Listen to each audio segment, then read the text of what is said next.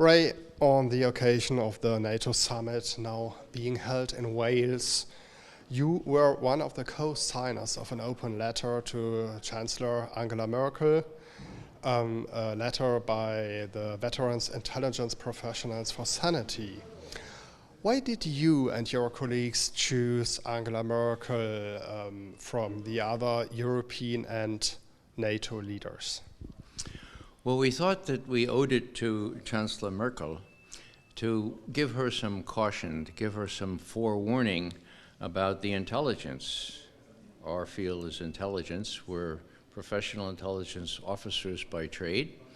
And among the 8 officers that signed that memorandum to Angela Merkel, we're talking about 225 years of intelligence experience, mostly at very senior levels. So we have watched the abuse of intelligence. We have watched intelligence being fixed. And 12 years ago, we watched our profession being corrupted for the express purpose of justifying, in quotes, a war of aggression. Doesn't get any worse than that. Many of the people who are still around were some of the cheerleaders for that war of aggression, and I'm talking not only about people in the government, but even more sinister, the people in the US media, like, for example, Michael R. Gordon of the New York Times. We have the book on Gordon. He was the aluminum tubes culprit, where he took what the White House gave him and said aluminum tubes show that Saddam Hussein was going to develop nuclear weapons, and as Condoleezza Rice would say, the first sign of this could come in the shape of a mushroom cloud, right? Okay. So Michael Gordon was the fellow that came up with the aluminum tubes, and in a jocular way, we think he should have his tubes tied. Actually, right now the US claims to have intelligence information again of a Russian invasion in eastern Ukraine. You warn in your open letter to Chancellor Merkel that this evidence is unreliable. What would be the objective behind the US fabricating this evidence? Well, whether it's the US or the Ukrainian government, such as it is, or NATO itself. The Secretary General of NATO is a known dissembler, that's the nice way to put it. One day before the war that I just mentioned, the US-UK attack on Iraq, Anders Fogh Rasmussen, who at that point was the Danish Prime Minister, told his parliament, quote, "It is not that we believe there are weapons of mass destruction in Iraq. We know it, period," end quote. Where did he get that? He got that from Washington, okay? Where does he get what he says now? He gets it from Washington. So these flimsy, fuzzy images that were adduced as proof of a Russian invasion, they are an embarrassment to any professional intelligence officer. Talking about pictures, satellite photos are repeatedly being mentioned right now and even shown to prove the presence of Russian troops in Ukraine. Where do these pictures come from and what does they prove? Well, many of them are said to come from commercial satellite collection, which is really funny. We spend $85 billion a year just in our country, the United States, part of that going to very sophisticated satellites and other forms of imagery delivered by the satellites.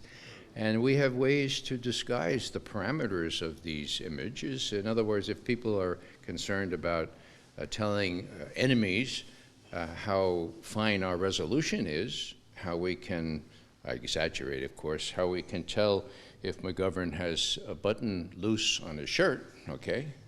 I don't think we can, but let's say we can. You want to disguise that. There are automated ways where you can do that in 2 hours, degrade the photography. Now, That would be the kind of photography I would look for to prove that the Russians were coming, the Russians are coming, and that kind of thing. To depend on these fuzzy images which show nothing, you would think that a decent respect for the opinions of mankind would prevent people like Rasmussen or the Dutch head of that NATO unit or anybody in the State Department from claiming that those images prove anything. They don't.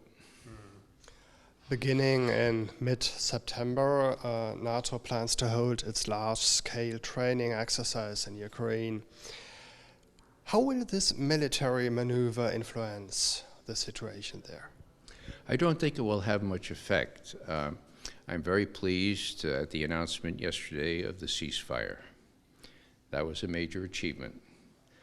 The person most responsible for that, the hated Vladimir Putin, okay, bad Putin we get in our media, wears no shirt sometimes, rides horse with no shirt, bad Putin, okay?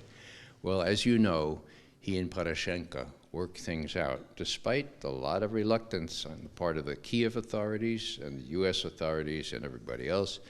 And it looks like there's a better chance for a sustainable ceasefire now. Even the New York Times today gave bad Putin credit for delineating the terms of a ceasefire, which apparently he did on the back of a pad on his way flying out to Siberia. So they're giving credit where it's due, and I'm just hoping that those who see more benefit in a hostile relationship between the West, and specifically the US and Russia, that they will stop their tricks, realize that Russia holds the high cards here, and relent. At the same time, the maneuver corresponds to what President Obama recently said in Tallinn when he told that the West would stand firm. Do you believe that the European Union, his European allies, really stand firm behind US leadership at its edges, as it edges towards a war? Well, there's rhetoric and there's reality. President Obama is really good at rhetoric, not so good at reality. Okay. The reality is the Russians aren't going to invade Estonia, Latvia, or Lithuania. That's been done, Now, I can sympathize with their fears, the people who live in those countries. They have a sad history. But there's not a scintilla of evidence that Putin or anyone else in Moscow intends to invade the Baltic republics. Nor is there a scintilla of evidence that Putin and his comrades ever thought that they would reincorporate Crimea into Russia until the putsch, until the coup d'etat, the Western-sponsored coup d'etat, which removed a constitutionally elected government from power in Kiev on the 22nd of February. That's where you start this most recent history, okay? You don't start it with the Crimean reincorporation into the Russian Republic. So let's talk about Russia's role. We read currently a lot of in the US and in European media about Russia's influence on the conflict in Ukraine, but much less about the US influence. What role does the United States play? Well, I'm an intelligence officer, and the kind of evidence that we will kill for, the kind of evidence that we lust after is the same kind of evidence that any lawyer or court would lust after, and that is tangible evidence like intercepted conversations, okay? Now, at the end of January, our Assistant Secretary of State for European Affairs was speaking on an open phone with our ambassador, Jeffrey Pyatt, in Kiev. And what did she say? She said a lot of things, but among the things she said was, look, Yats is our man, Yats. He's the guy.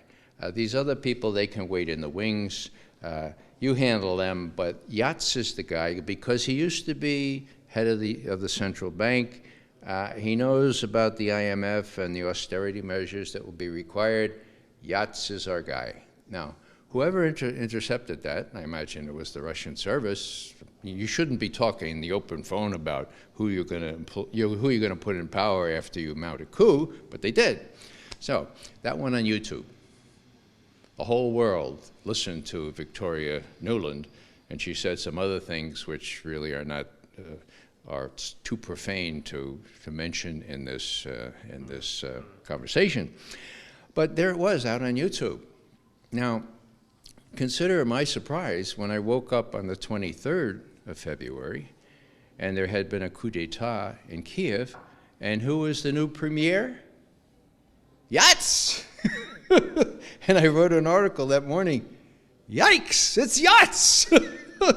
I mean, I couldn't believe it, you know? I mean, you would have thought that him appearing on YouTube, or his name appearing as the fellow that the U.S. was going to choose for this coup d'etat, that a decent respect for the opinions of mankind would have prevented him from becoming the prime minister. No. The hubris, the arrogance that was responsible for Yats, who was our guy, who's been our guy for a while, actually. Poroshenko as well, as revealed by recent WikiLeaks cables, or WikiLeaks cables recently reviewed. We've had influence over both of those folks. So the bottom line here is that, yeah, it was a Western-sponsored coup. There's little doubt about that. And how it was arranged on the ground? Well, we know that the Estonian foreign minister reported to Catherine Ashton, who is the EU foreign minister equivalent. He said, did you know that the doctors in the hospitals here in Kiev are reporting that the same shells from the same weapons, from the same snipers, were hitting not only the police, but the demonstrators? Now, who were those snipers? They were agents provocateurs.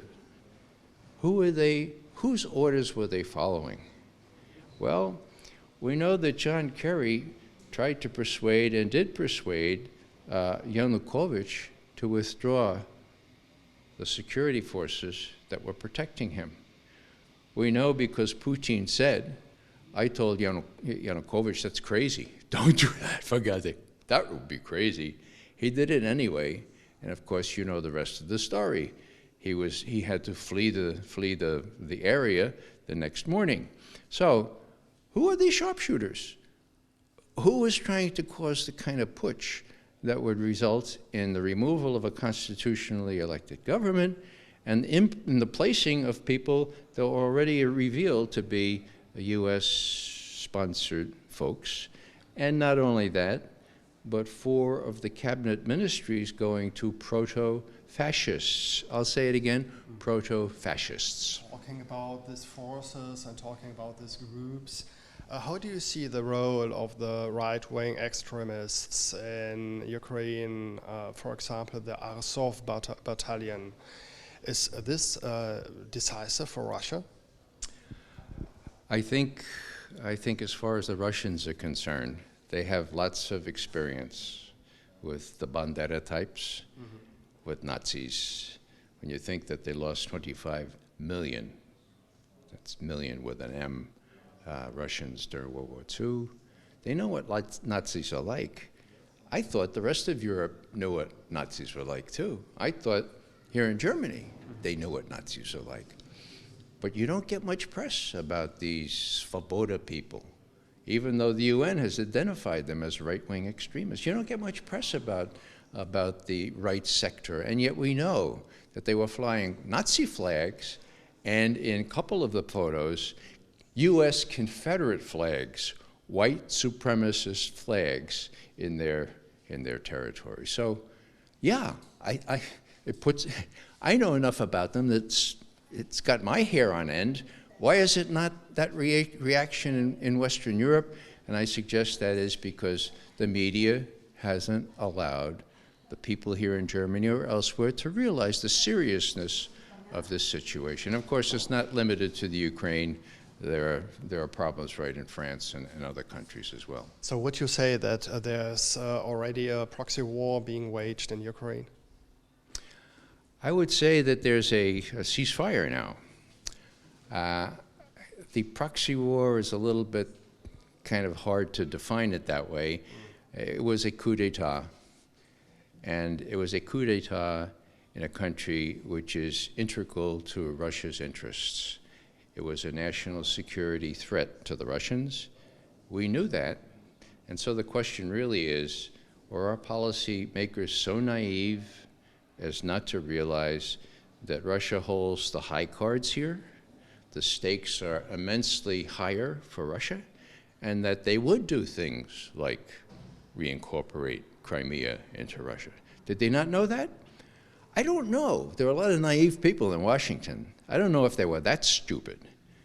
But there's another faction that sees great merit in creating tension between Russia and the United States.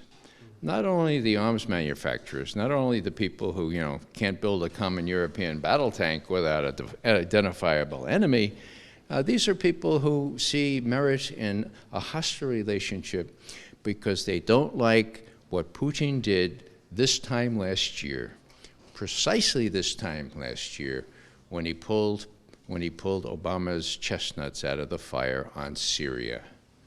Now, Obama did the sensible thing on Syria. He resisted the Kerrys and the other neocons who wanted to attack Syria, and Putin said, we can get those chemical weapons removed and destroyed. And there was a degree of trust between them. And this is an amazing thing. Not many people realize the Syrian chemical weapons have been removed from Syria and completely destroyed. Amazing thing, okay? Who knows that? It's not very much in the press, right? So there was this trust that enabled that to happen and deprived the neocons of the war after which they were lusting, okay? The other thing, of course, is that the Russians have been helpful on Iran. They have helped facilitate a sensible approach to what people fear are Iranian aspirations to have a nuclear weapon. The evidence, once again, is not there, but there are these fears, and so the negotiations are joined, and hopefully by the 24th of November, they will come to some resolution of this problem, and it will be partly because the Russians have been helpful. Now, there are neocons.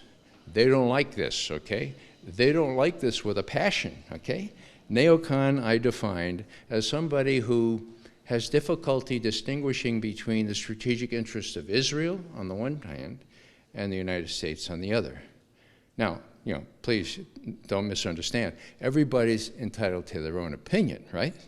But I don't think the neocons should be running the foreign policy of the United States if they have this dual kind of loyalty. Ray, thank you very much for the interview. You're most welcome.